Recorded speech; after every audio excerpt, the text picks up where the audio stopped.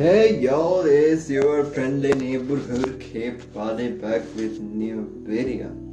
Well, I watched this movie, man, called as Arco, and the meaning behind Arco, it's a French animated movie. So its meaning behind Arco is that changing the direction of an tone from a string of a violin or anything that has string for that matter by using a bow.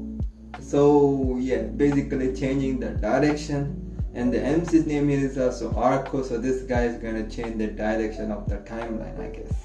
Something along that line. This movie is so well done. It was surprising. It was all hand drawn from what I heard. Hand drawn. Maybe some, I don't know, look like CGI, but all the things capsicate. Beautiful. This is what I've been waiting for. Whenever there's a hand drawn animation, there is like this feeling to it. Like you feel the movie, and it's nice to feel such way. I mean, I'm not saying that the computer drawn or like bad or anything, but they don't hit like this guy hit. I mean, it's my personal preference, you know. And if you can pause the frame and take it out, hang it on a wall, it as an art piece, it will be like, and put it on Instagram, it will probably gain about millions of likes because it's that good. I mean, if you're like some sort of an influencer too, you will gain. It is that good, and that's one of the part. It is very much Miyazaki vibe, you know. I think it was inspired from Miyazaki type of animated stuff, but with their own style. And the premise is also interesting because the premise is about two different timelines in the future. One is the distant future, another timeline is the future of that distant future. So it's quite interesting, you know. And why there are like two timelines, you might ask?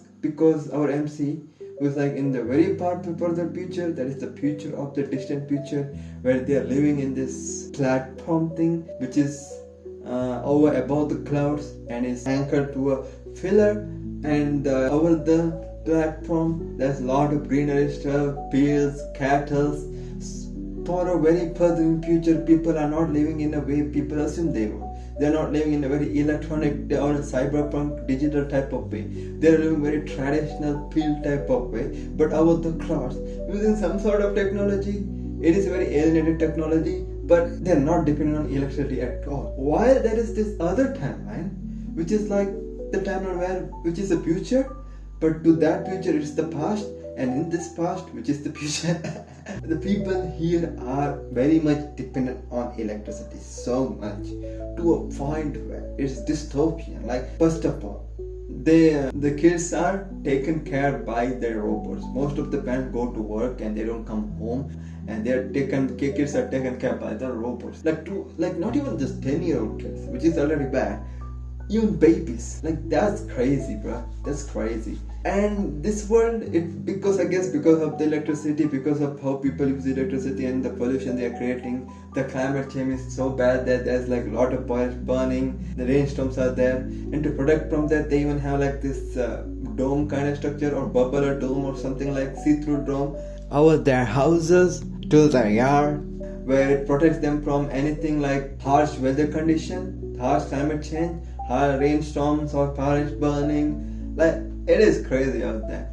And the visuals though, I'm gonna be again saying it is chef's kiss. I am surprised that it hasn't gotten the recognition. Like, I guess yeah, it's not like complicated, over the top, crazy ass shit happening over there, but it does get intense, and it's simple, but it's trying to tell a story with a lot of heart put into it. It's some of those show movies that like you can see that yeah, this guy really enjoyed, this is really well thought out, feelings put into type of movie. As back to what I was saying, this is the timeline, right? People are living this way here, and you know, parents do appear, but as a hologram here, man, as a fucking hologram. And that is also during dinner time, and that is like physically they never present as a hologram. It's like a video call, but instead of video call, it's a hologram call. And that also they only have to do it on the dinner time, so yeah, you know how it is like. But back to the first timeline I mentioned, people are living very differently from this timeline. So there is a shift, a good shift, I guess, which is pretty interesting. And this is why, again, the reason why there are two timelines is because there's kid out there in one of this house which was like giving food to cattle, tending the fields, working on the field, and doing stuffs there. And we see that his parents come back home, but they are like flying through the sky, leaving a trail of rainbow behind, and landing on their platform, parents and sisters, and they're wearing this filthy prank costume with the rainbow cap. And it seems that they time travel. They time travel to, yes, there is time travel involved. That's what two timeline. And they time travel back to the dinosaur time. It seems like they came back. And they're talking, and the sister is talking about it to the brother, and brother can't wait to go next time. But he has to wait 2 more years because he's 10 years old, and the age to start time traveling, doing stuff like that, he needs to be 12, but he can't wait. He insists on going the next time they go, but they say that, you still need to wait. But he doesn't listen. He snuck out of at night and take that attire, which you shouldn't put that close to a kid, something like that. It's weird. I don't know why they kept it like that.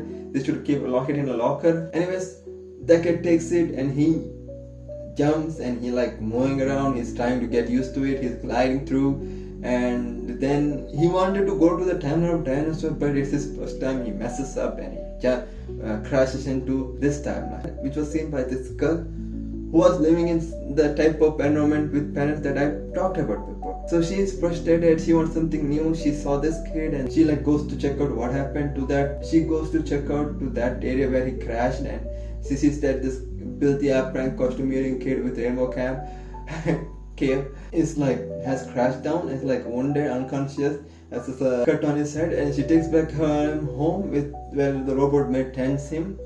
And another thing, even though making robot maid take care of all this is bad, but there is something poetic about robot maid which you see at the end. So it's like they're not trying to make robot maid sound bad too. It's just interesting. Anyways, it was nice. It was pretty cool, and like I said, the story between them, them like working together helped that kid go back to their timeline and things happening. It's all like interesting, simple but interesting, and at the end it gets unpredictable, and there's a consequence for certain actions. Like the turn it takes, it's not like crazy turn, but it is surprising, and it is very family oriented. Like you can take your kid brother. Actually, it is for family oriented. And you can take your family, like your kid brother or his son, and anything like that, and watch it together and have a good time with it, because it is for that. And you know what? Good shit. There may be some here message like environmentalism, about protecting environment, about helping environment like that, and his environment may have made it like that. We don't know. I'm not gonna spoil anything. Okay, this movie is good. It needs more recognition. And yeah, that's it.